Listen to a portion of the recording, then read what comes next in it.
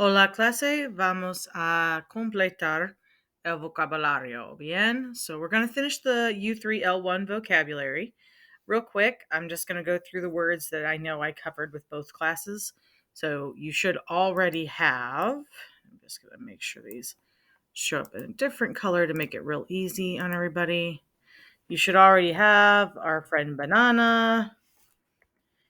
I talked with the second period class. I didn't get to talk to the fourth period. Just a reminder, in places where they grow bananas, most of them use the word banana for bananas. Platanos is spelled Plata with an accent. Nos, that's an N, not an H. I know it looks terrible. Platanos are plantains. They look similar to bananas, but bigger, and their peel is thicker. They do not taste good raw at all. They taste nasty, but they're good to fry up. They kind of treat them like potatoes. Those are plantains in English. They call them platanos in Spanish. And then guineos are the real little bananas you sometimes see, the little chiquititos ones. But in countries where they don't grow bananas, they sometimes use one of those words for all three, and then they distinguish with like an adjective. So, for example, in Mexico, they call them all plátanos, and they call the ones we think of as bananas plátanos amarillos or just plátanos. They call plantains plátanos verdes, and they call the little ones plátanos chiquitos. So just be aware, you may see and hear different words for bananas. We're going to stick with banana because it's the simplest one. And we are going to use platin. If we talk about platanos, we're talking about plantains. Back to the point. Okay? All right. Cereal is cereal. Hamburguesa was hamburger. Huevos were eggs. Jamon was ham. I know I covered it with the morning group. For afternoon group, manzana is apple. Pan is bread. Queso is cheese. In America, we have adopted, in the US, we have adopted the word queso to mean that specific white, a little bit spicy cheese, or like a spicy cheese dip. But queso just means cheese in general in Spanish. Salsa is actually very similar. Salsa just means sauce in Spanish, but we've adopted it to mean that tomatoey, peppery, like stuff that you dip chips in. Okay? Sandwich is sandwich. Sopa is soup. I don't know if I got to this with the afternoon group. Uvas are grapes. And yogurt is yogurt. Pretty easy peasy. On the adjectives, we had horrible, and I would practice saying it if I were you. Horrible is horrible.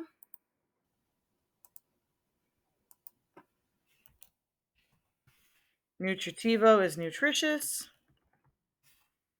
Rica is delicious if we're talking about food, or you can think of it as rich in taste. It does actually mean rich otherwise as well. Tener hambre is to have hunger or to be hungry. Whatever helps you remember it. In the same way, tener sed is to have thirst or to be thirsty. Again, they use have in this situation. We use to be. This is just a difference in language. Okay. Café is coffee. And again, you might want to have marked bebidas as drinks and comidas as food. Café was coffee. Jugo de naranja. Jugo is juice. And then the de naranja part is the orange part. But you could do jugo de manzana for apple juice or jugo de uvas for grape juice. And leche is milk. We had talked about meals, and we had talked about desayuno being breakfast. Okay? Now, I'm going to come back over here at this point.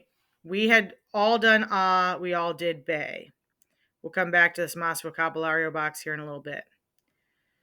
Say, I did not get to the second group very long. We read through it, but we didn't finish it. So, es la una y ahora Marisol y yo comemos el almuerzo. So they're on another meal, and by the food they're eating, and also by the time of day, you should be able to guess that el almuerzo is lunch. So those of you who were asking me for lunch last chapter, now you got it. By process of elimination, you should be able to guess that cena is supper or dinner. I will tend to try to use the word supper if possible because I want you to know that it's the evening meal. Dinner is a word in the English language that sometimes is used for evening meal, but sometimes it's just used for biggest meal. So it needs, clarification. En la cafetería venden muchas comidas, sándwiches, hamburguesas y sopa. Venden.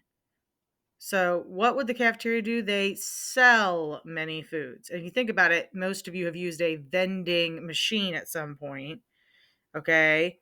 A vending machine sells you stuff. So vender is to sell. Okay? Good. También venden bebidas, leche, jugos y refrescos. And we've gone through that. Almuerzo is the lunch meal. Sandwich is sandwich. Specifically, this one is a sandwich de jamón, ham y queso, cheese. But you could have a sandwich de queso, a cheese sandwich, like a grilled cheese. You could have a sandwich de jamón, just jamón. Or you could learn another word like pavo for turkey and say el sandwich de pavo. La hamburguesa, hamburger, y la sopa, soup. Let's come down to day. Marisol y yo, we compramos fruta, we buy fruit, para mi papá. Manzanas, bananas y uvas. So there's their bananas, apples, and grapes. La cena, which again, you should have been able to do by process of elimination, supper, es a las 7, so they eat at like 7 or later in most Hispanic countries. We tend to eat at 5 or 6. Y tengo ganas de comer. Tener ganas de is that you feel like doing something. To feel like doing something or to have desire to feel like doing a thing. Okay? This is another one of these idioms. We would say it differently. This is how they say it. Okay? He feels like eating. Siempre como mucho cuando mi mamá prepara la comida, when my mom makes the food. All right, let's go back to that other list. And most of them are question words. I want to pick up the two that are not real quick. Compartir is to share. That's our other verb. Notice we now have 2 IR verbs. Ooh, big list so far of the IR verbs, but we have 2 now. And otro or otra is other. It can also be used for the word another, but we're going to mainly use it as other right now.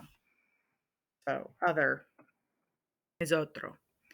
Now let's go through the question words. Many of these we already knew.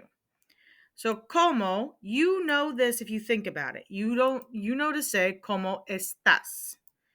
If como estás is how are you, that means the como part is how. I am not sure why it is doing a weird blue and an underline. Let's try that again, shall we? No underline, better blue. There we go. So how? Notice the accent. Many of these words without the accent can be like connector words. The accent makes it a question. So try to get your accent words right, your accents right on your questions. ¿Cuál or cuáles? The best translation is which. Which one do you want? Now, I will tell you right now, there are times where you're going to use cuál that in English you would say what instead of which. But the idea with cuál is that there is a closed set. There is a limited number of options.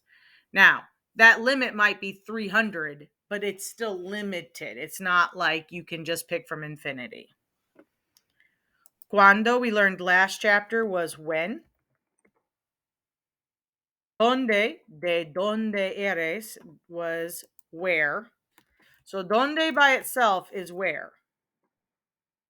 A donde and de donde are two kinds of donde that we use. So a donde is to where, and we use it specifically with ear, while de donde is where from, or literally, it might be better to write from where.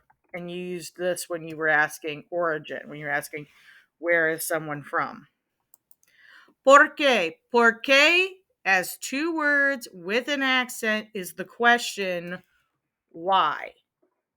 ¿Por qué, as one word, no accent, is the word because.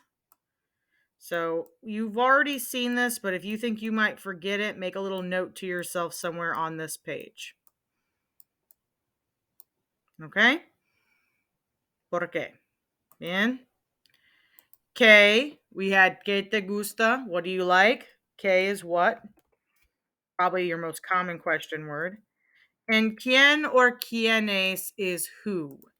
They use quiénes when they know it's more than one person. So if I ask you who's absent and I know there's more than one person absent, I'd say quiénes.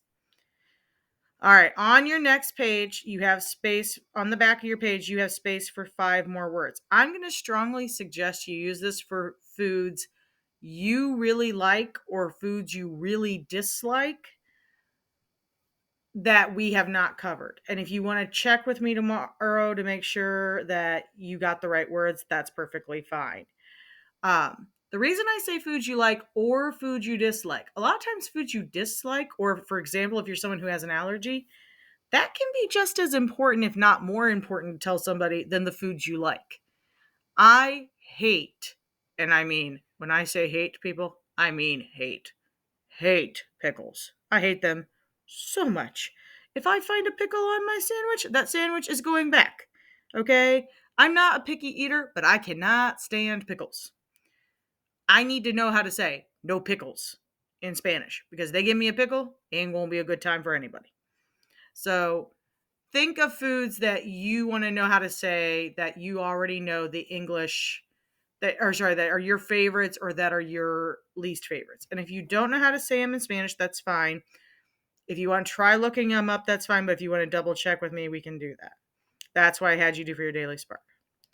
So you should now have your whole vocab list and be ready to go forward. Si tienes preguntas, pregúntame. If you have questions, ask me. Otherwise, buena suerte. Adios.